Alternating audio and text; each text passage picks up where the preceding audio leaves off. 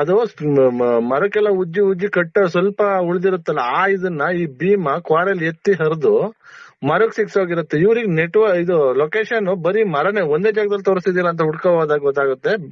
ಆನೆಗಳು ಸ್ವಭಾವ ಗೊತ್ತಾಗುತ್ತೆ. ಕತ್ತೆತ್ತಿ ಕಿವಿ ಬಿಚ್ಚಿ ನೋಡೋದ್ಕು, ಆನೆ ಒಂದ್ಸಲ ಕತ್ತನ್ನ ತಗ್ಸಿ ಹೋಗೋದ್ಕು ಆನೆ ಹೆದರುತ್ತಿದೆ ಮನುಷ್ಯನ್ಗೆ ಅರ್ಥ.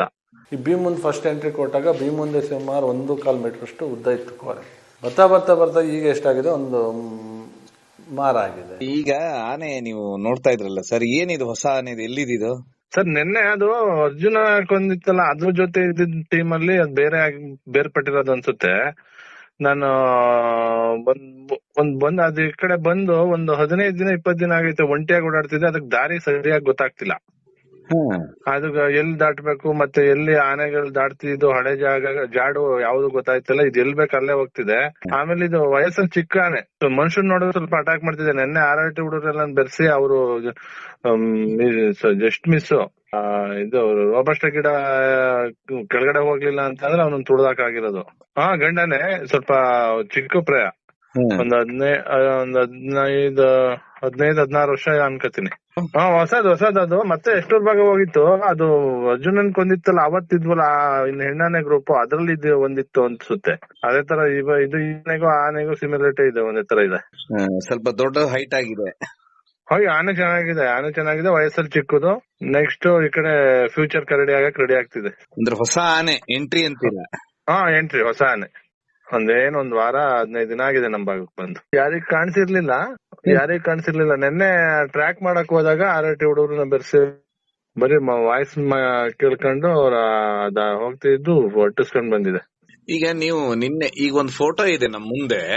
ಹಾ ಸರ್, ಆ ಒಟ್ಟು ಒಂದು ಗ್ರೂಪ್ ಫೋಟೋ. ಅದು ಯಾವ ಆನೆಗಳು ಸರ್, ಎಲ್ಲಿ ಯಾವತ್ ತೆಗೆದಿದ್ದದು ಸರ್? ಅದು 2017 ಅಲ್ಲಿ ಅನ್ಸುತ್ತೆ ಸರ್. ಅದು ಈ ತಣ್ಣೀರು ಮತ್ತೆ ಮೌಂಟೇನ್, ಗುಂಡ, ಕರಡಿ, ಅವೇ ಆನೆಗಳು ನೋಡಿ. ತಣ್ಣೀರ್ ಈ ಕಡೆ ಭಾಗ ಇದೆ, ಅದು ಇನ್ನು ಚಿಕ್ಕದವಾಗ ಎಡಭಾಗದಲ್ಲಿ ಗಂಟಿದೆ. ಇನ್ನ ಗುಂಡ ಅಲ್ಲಿ ದುಬಾರೆ ಕ್ಯಾಂಪ್ ಅಲ್ಲಿ ಇದೆಯಲ್ಲ, ಭೀಷ್ಮ ಅಂತ ಕರ್ತಿರಲ್ಲ, ಅದು ಗುಂಡ ತಣ್ಣೀರ್ ಪಕ್ಕ ಇರೋದು. ಅದ್ರ ಪಕ್ಕ ಇರೋದು ಕರಡಿ, ಅದ್ರದ್ದು ಆ ಕಡೆ ಇರೋದು ಗುಂಡ ಮೌಂಟೇನ್. ಅಬ್ನದತ್ತ ಕ್ಯಾಪ್ಚರ್ ಮಾಡಿದ್ದು ನಿಮಗೆ ವಿಡಿಯೋ ಎಲ್ಲ ಕಳಿಸ್ಕೊಟ್ಟಿದ್ನಲ್ಲ, ಅದು. ಅವಾಗ ಒಂದೇ ಟ್ರೂಪು ನಮ್ಮ ಭಾಗಕ್ಕೆ ವಲಸೆ ಬಂದಿದ್ದು, ಒಂದೇ ಸಲ ಬಂದಿದ್ದು, ಒಂದು 8-10 ಆನೆ ಅಂತ ಹೇಳಿದ್ನಲ್ಲ, ಆ ಭಾಗದಲ್ಲಿ ಇವೆಲ್ಲ ಅವಾಗ ಚಿಕ್ಕ ಪ್ರಾಯ ಏಜು. ಅವಾಗ ನೋಡಿ ಅವೆಲ್ಲ ಮರಿ ತರ ಕಾಣ್ತಿದೆ, ಕೋರೆನು ಅಷ್ಟು ಬಂದಿಲ್ಲ. ಅಂದ್ರೆ ಒಂದು ಗ್ಯಾಂಗ್ ಅವಾಗ ಒಂದ್ ಗ್ಯಾಂಗ್ ಎಂಟ್ರಿ ಆಗಿದ್ದದು. ಎಲ್ಲೋದ್ರು ನಾವು 4 ಒಟ್ಟಿಗೆ ಇರ್ತಿದ್ವು. ಆಮೇಲೆ ಏಜ್ ಆಯ್ತಾ ಸ್ವಲ್ಪ ಮಸ್ತಿಗ್ ಬರಕ್ ಸ್ಟಾರ್ಟ್ ಆದ್ಮೇಲೆ ಬೇರೆ ಆಯ್ತು, ಅವ್ರ ಗ್ರೂಪ್ ಬೇರೆ ಆಯ್ತು. ಸೊ ಈಗ ನೀವ್ ಹೇಳ್ತಾ ಇರೋದು ತಣ್ಣೀರ್ ಇರ್ಬೋದು, ಮತ್ತೆ ಮೌಂಟೇನ್ ಇರ್ಬೋದು, ಮತ್ತೆ ಇದು ಕರಡಿ, ಗುಂಡ,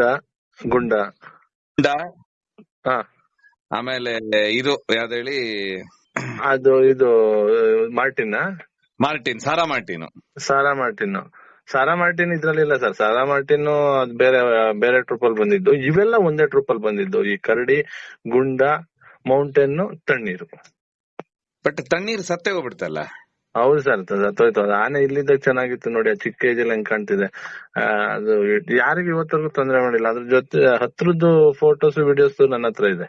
ಅದು ಯಾರಿಗೂ ಒಂದ್ ಮನುಷ್ಯನ್ ನೋಡಿದ್ರೆ ಒಂಥರ ಅಂಜಿ ಹೋಗೋದು. ಈ ಆನೆನ ಯಾಕೆ ಕ್ಯಾಪ್ಚರ್ ಮಾಡಿದ್ರು ಅನ್ನೋದೇ ಅರ್ಥ ಆಗಲ್ಲ. ಅಲ್ಲಿ ಯಾರಿಗೂ ಕಷ್ಟ ಕೊಡ್ಲಾರ್ದ ಆನೆ ಯಾಕೆ ಇಲಾಖೆ ಸರ್? ಅದು ರೋಡ್ ದಾಟುವಾಗ ಅದು ಜನಗಳನ್ನ ವೆಹಿಕಲ್ ನ ನೋಡಿದ್ರೆ ತುಂಬಾ ಅಂತಿತ್ತು.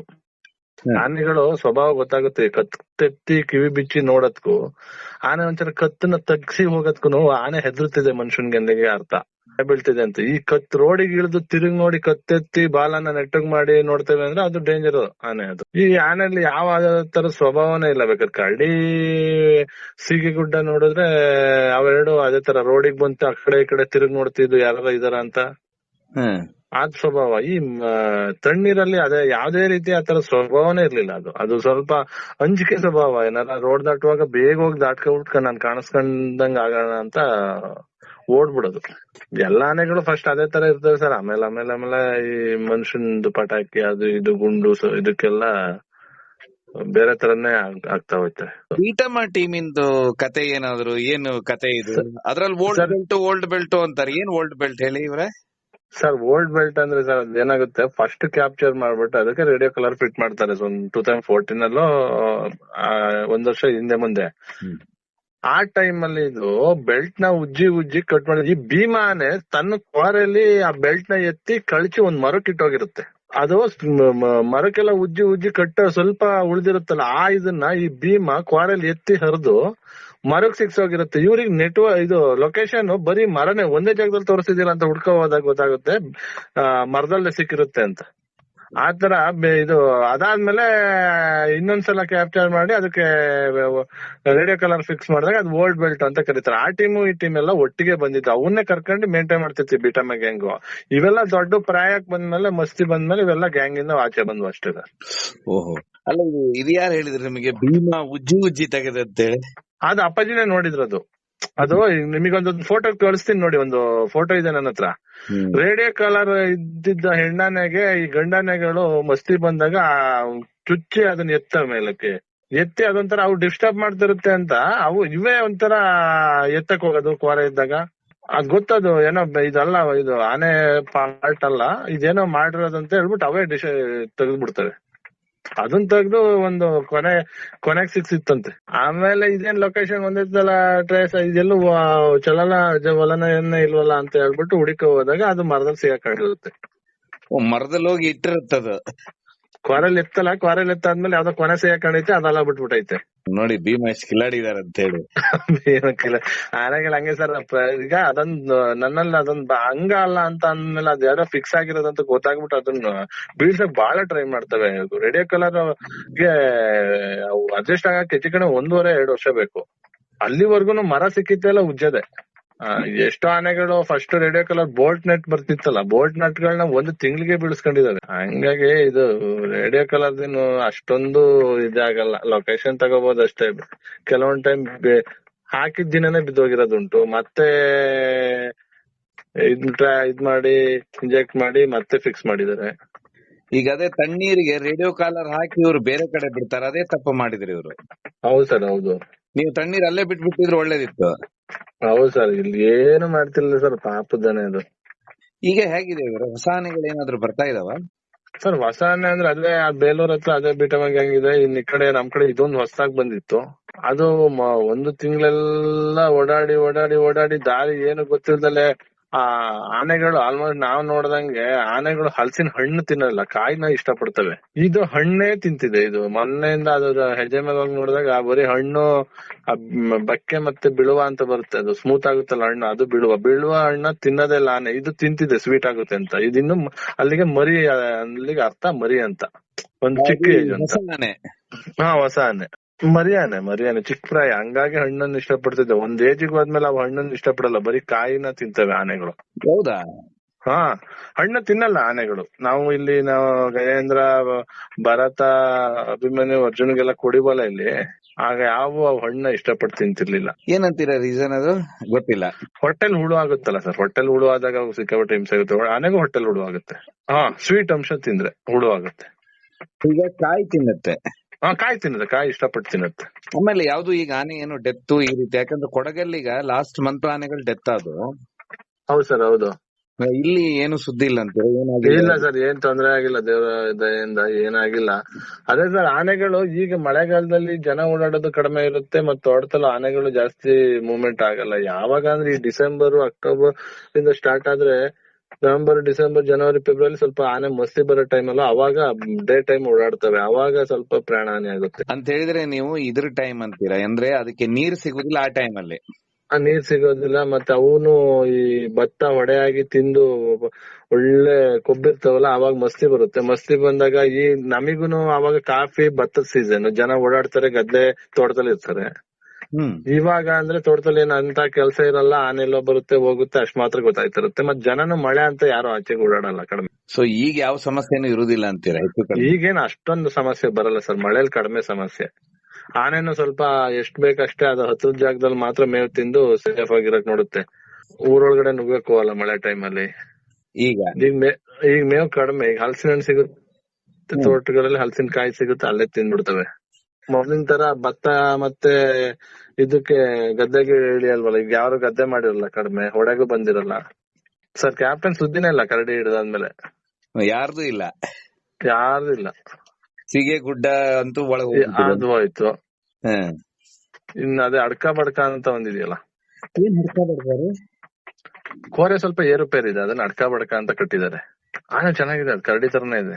ಸ್ವಲ್ಪ ಅದು ತಿರ್ಗಿ ಇವಾಗ ಟ್ರೈನ್ ಆಗ್ತಿದೆ ಬೆಳ್ಸಕ್ಕೆ, ಅಟ್ಟಿಸ್ಕೋರಕ್ಕೆ.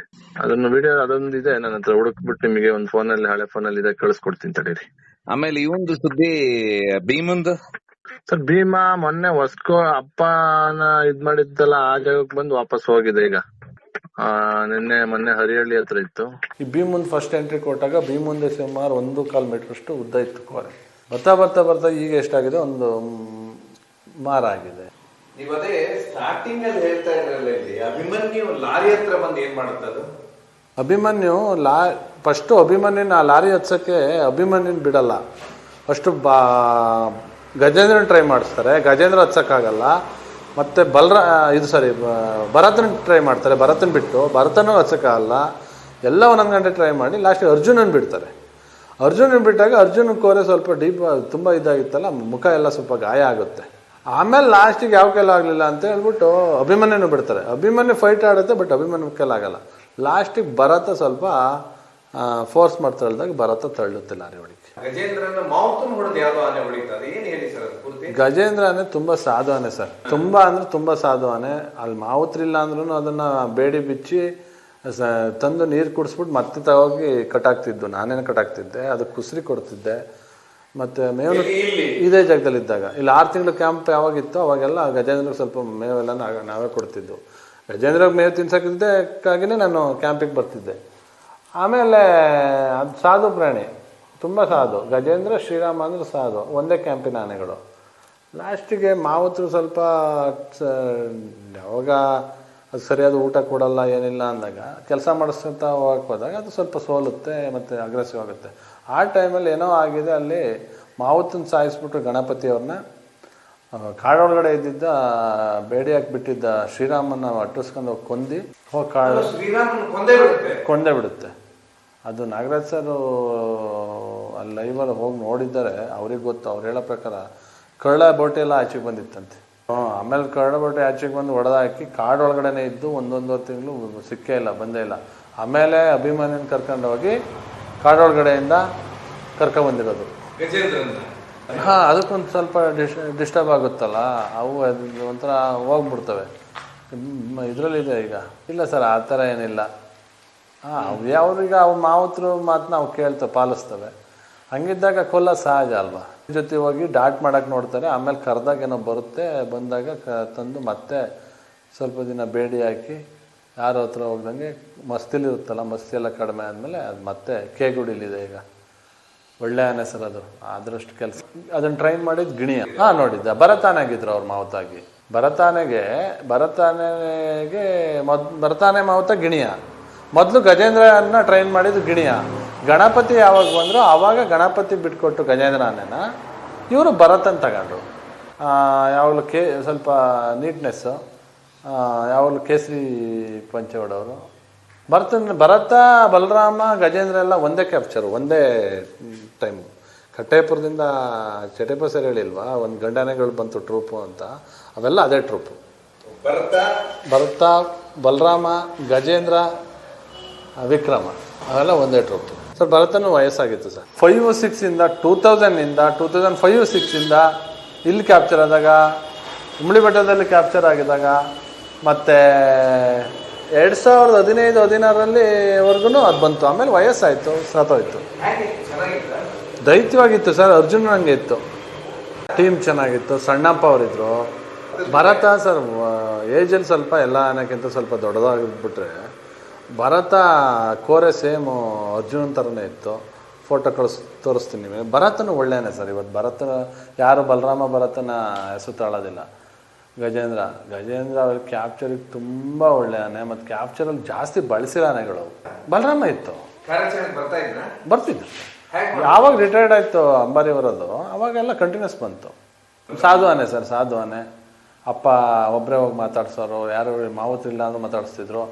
ಮತ್ತು ಆನೆ ಮೇಲೆ ಕೂತ್ರೆ ಬೇರೆ ಥರ ಆನೆ ಥರ ಅಗ್ರೆಸಿವ್ ಆಗ್ತಿರ್ಲಿಲ್ಲ. ದಷ್ಟಪುಷ್ಟವಾಗಿ ಚೆನ್ನಾಗಿತ್ತು. ಸಾಧು ಆನೆ. ಹಗ್ಗ ಏನು ಫೈಟ್ ಮಾಡ್ತಿರ್ಲಿಲ್ಲ, ಹಗ್ಗ ಕಟ್ಟಿ ಎಳೆದ್ರೆ ಎಳೆಯೋದು. ಬರೀ ಫೈಟ್ ಮಾಡೋದು ಅರ್ಜುನ ಅಭಿಮನ್ಯು ಇಬ್ರೇ? ಎರಡೇ. ಗಜೇಂದ್ರನೂ ಫೈಟ್ ಮಾಡೋದು ಸ್ವಲ್ಪ ಪರವಾಗಿಲ್ಲ. ಹಾಂ, ಇದು ಬಳಕನಹಳ್ಳಿ ಕಾಡಲ್ಲಿ ಒಂದು ಆನೆಗೆ ಚೆನ್ನಾಗಿ ಫೈಟ್ ಮಾಡಿ ಹೊಡೆದಿತ್ತು. ಅದೇ ಬಳಕನಹಳ್ಳಿ ಕಾಡಲ್ಲಿ ಕುರುಡಾನೆ ಹಿಡ್ದಾದ್ಮೇಲೆ ಒಂದು ಆನೆಗೆ ಉದ್ದುತ್ ಕೋರೆದು ಒಂದು ಹೊಡೆದಿದ್ದು ಅಂತ ಹೇಳಿದ್ದೆ ಹಿಂದೆ. ಆನೆ ಬಳಕನಹಳ್ಳಿ ಕಾಡಲ್ಲಿ ಹೊಡೆದಾಗ, ಬಳಕನಹಳ್ಳಿ ಕಾಡು ಅಂತ ಒಂದು ಕಾಡಿದೆ, ಅದೇ ವಿಷ್ಣುನ ಹೊಡೆದಿದ್ದು ಅದೇ ಕಾಡಲ್ಲಿ. ಈ ಕುರುಡಾನೆ ಮಾರ್ಕ್ ಮಾಡಿ ಕುರುಡಾನೆನ ಹಿಡಿದು ಕಬಿನಿ ಕಳ್ಸಾದ್ಮೇಲೆ ಈ ಆನೆ ಹೊಡಿಬೇಕು ಅಂತ ಆಗುತ್ತೆ. ಉದ್ದದ ಕೋರೆ ಕುರುಡಾನೆ ಜೊತೆ ಇತ್ತು, ಸ್ವಲ್ಪ ಉದ್ದ ಕೋರೆ. ಆನೆ ಚಿಕ್ಕದಿತ್ತು, ಉದ್ದ ಕೋರೆ ಸ್ವಲ್ಪ ಚೆನ್ನಾಗಿತ್ತು, ಹರ್ಷ ಆನೆ ಥರ ಇತ್ತು. ಆನೆನ ಟ್ರ್ಯಾಕ್ ಮಾಡಿ ಡಾಟ್ ಮಾಡಿದರು. ಆಗ ಎದ್ದಾಗ ಫೈಟ್ ಮಾಡಿದ್ದ ಆನೆ ಜೊತೆ ಗಜೇಂದ್ರನೇ ತುಂಬ ಹೊತ್ತು ಫೈಟ್ ಮಾಡ್ತು. ಗಣಪತಿ ಇದ್ರು ಮಾವತ, ತುಂಬ ಹೊತ್ತು ಫೈಟ್ ಮಾಡ್ತು. ಆ ಫೈಟಿಂಗಲ್ಲಿ ಸ್ವಲ್ಪ ಅದಕ್ಕೆ ಪ್ರೈವೇಟ್ ಪಾರ್ಟ್ ಹತ್ರ ಏಟಾಗಿದ್ದು ಅದು ಕ್ರಾಲಿಗೆ ತಗೋಗಿ ಬುದ್ಧಿ ಕಲಿಸೋ ಟೈಮಲ್ಲಿ ಸತ್ತೋಯ್ತು ಅಂತ ಹೇಳಿದ್ರು. ಹಾಂ, ಗಜೇಂದ್ರ ಚೆನ್ನಾಗಿತ್ತು. ಗಜೇಂದ್ರ ಇವತ್ತು ಚೆನ್ನಾಗಿದೆ ಸರ್. ಗಜೇಂದ್ರ ಪಟ್ಟದಾನೆ. ಅದು ಪಟ್ಟದಾನೆ ಅಂತ ಅಂದರೆ ಇವರು ಮಹಾರಾಜ ಫೇವ್ರೇಟ್ ಆನೆ. ಅದು ನಡೆಯೋದು ಸ್ಪೀಡ್ ಜಾಸ್ತಿ, ಧೈರ್ಯ ಮಾಡುತ್ತೆ ಅಂತಾರೆ ಸರ್. ಅಪ್ಪನೇ ಡಾಟ್ ಮಾಡಿದ್ದು ಕಂಜನ್ನು 2016. ಆವಾಗ ಚಿಕ್ಕಾನೆ ಇತ್ತು, ಇವಾಗ ಬೆಳೆದಿದೆ. ಟ್ರೈನ್ ಮಾಡ್ಬೇಕು ಸರ್ ಅದನ್ನು. ಮಹೇಂದ್ರ ರಾಮನಗರ ಹಿಡಿದಿದ್ದು, ರಾಮನಗರ 2017. ರಾಮನಗರದಲ್ಲಿ ಅಪ್ಪನೇ ಡಾಟ್ ಮಾಡಿ ಸರ್. ಕ್ಯಾಪ್ಟನ್ ಸೀಗೆಗುಡ್ಡ ಆಲ್ರೆಡಿ ಹಿಡಿದಿದಾರಲ್ಲ. ಕರಡಿನೂ ಸೀಗೆಗುಡ್ಡನು ಸರ್. ಕರಡಿಯನ್ನೇ ಟ್ರೈನ್ ಆಗುತ್ತೆ, ಅದನ್ನು ಇದು ಕಾರ್ಯಾಚರಣೆಗೆ ಬಳಸ್ಕೋಬೋದು. ಸೀಗೆಗುಡ್ಡ ಇದೆಯಲ್ಲ ಸರ್, ಅದಿನ್ನು ಚಿಕ್ಕ ಏಜು, ಅದಿನ್ನು ಶರೀರ ಬೆಳೆಯುತ್ತೆ, ಕೋರೆನೂ ತುಂಬ ಸೈಜಾಗಿ ಬರುತ್ತೆ. ಒಳ್ಳೆಯ ಆನೆ. ಮುಂದಕ್ಕೆ ದಸರಾಗೆ ಬಳಸ್ಬೋದು ಸರ್. ಕರಡಿ ಆದರೆ ಸ್ವಲ್ಪ ಏಜು ಸ್ವಲ್ಪ ಇದಕ್ಕಿಂತ ಜಾಸ್ತಿ ಆಗಿದೆ. ಸೀಗೆಗುಡ್ಡ ಹೆಂಗು ಈಗಲೇ ಹೈಟ್ ಚೆನ್ನಾಗಿದೆ, ಇನ್ನೂ ಹೈಟ್ ಆಗುತ್ತೆ, ಇನ್ನೂ ಕೊಂಬು ಚೆನ್ನಾಗಿ ಬರುತ್ತೆ, ನೋಡೋಕೆ ಚೆನ್ನಾಗಿ ಕಾಣುತ್ತೆ. ದಸರಾಗೆ ಬಳಸ್ಬೋದು ಸರ್. ಇಲ್ಲಿ ಮೊನ್ನೆ ಅರ್ಜುನ ನಾನು ಮೊನ್ನೆ ಅಲ್ಲಿ ಹೋಗಿದ್ದೆ. ಮತ್ತು ಅರ್ಜುನ ಇದ್ರ ಹತ್ರ ಸಮಾಧಿ ಹತ್ರ, ಅರ್ಜುನ ಸಮಾಧಿ ಪಕ್ಕದಲ್ಲೇ ಇತ್ತು ಭೀಮಾ. ಆನೆ ಅಲ್ಲೇ ಇತ್ತು. ಭೀಮಾ ಅಲ್ಲೇ ಅರ್ಜುನ ಈ ಟೈಮ್ ಅಲ್ಲಿದೆ. ಅಲ್ಲೊಂದು ಹೆಣ್ಣಾನೆ ಮರಿ ಹಾಕಿತ್ತು ರೀಸೆಂಟಾಗಿ, ಅದೊಂದು ಹೆಣ್ಣಾನೆ ಮತ್ತೆ ಮರಿ ಇತ್ತು. ಈ ಕಡೆ ಅರ್ಜುನ ಸಮಾಧಿ ಪಕ್ಕ ಅದೊಂದಿತ್ತು ಸರ್. ಅದೆಲ್ಲ ಕ್ಯಾಬಿನೆಟ್ ಪಾಸ್ ಆಗಬೇಕಲ್ವ ಸರ್. ಈಗ ಮಿನಿಸ್ಟ್ರು ನಾವು ಇಲ್ಲೊಂದು ಸ್ಮಾರಕ ಮಾಡ್ತೀವಿ ಅಂತ ಹೇಳಿದ್ದಾರೆ, ಮತ್ತು CM ಅವರು ಹೇಳಿದ್ದಾರೆ. ಹಂಗಿದ್ಮೇಲೆ ಅದಕ್ಕೆ ಒಂದು ಪ್ರೊಸೀಜರ್ ಇರುತ್ತೆ. ಕ್ಯಾಬಿನೆಟ್ ಪಾಸ್ ಆಗಬೇಕು, ಎಲ್ಲ ಆಗಬೇಕು. ಈಗ ನಮಗೆ ಸ್ಮಾರಕ ಮಾಡಿ ಅಂದರೆ ಅದು ಫಾರೆಸ್ಟ್ ಲ್ಯಾಂಡು. ಅದಕ್ಕೆ ಸ್ಮಾರಕಕ್ಕೋಸ್ಕರ ಇಷ್ಟು ಜಾಗ ತಗೊಂಡು ಅದನ್ನು ಸ್ಮಾರಕ ಮಾಡ್ತೀವಿ ಅಂತ ಕ್ಯಾಬಿನೆಟ್ ಪಾಸ್ ಆದರೆ ಅದು ಯಾರು ಈಗ ಅಬ್ಜೆಕ್ಷನ್ ನಾಳೆ ಯಾರು ಬೇಕಾದ್ರೂ ಮಾಡ್ಬೋದು. ಅದು ಆಗಬಾರ್ದು ಅಂತ ವೇಟ್ ಮಾಡ್ತಿದ್ದಾರೆ.